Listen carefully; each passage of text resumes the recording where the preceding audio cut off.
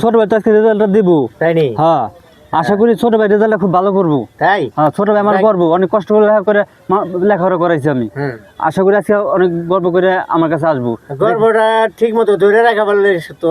হ্যাঁ, দেখেন একটু পর আসবাসী রেজাল্ট দেওয়ার কথা আছে।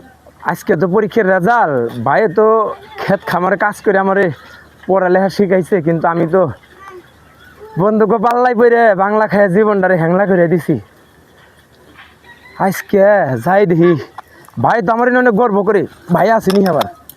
ওই যে ভাই দেখা যায়, ভাই ওই যে ক্ষেত নেতেছে।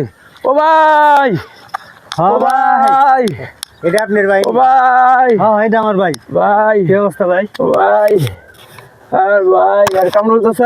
হ্যাঁ, আজকে থেকে আর আপনাকে ক্ষেত খোলায় কাম করা লাগবে না আলহামদুলিল্লাহ। ভাই।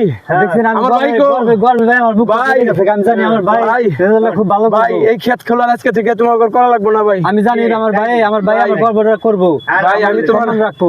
আমি তোমার সত্যি করবো ভাই, তোমার এই খেতে খামারে যে ভাই হাতে আর তোমার মাটি লাগবে না ভাই।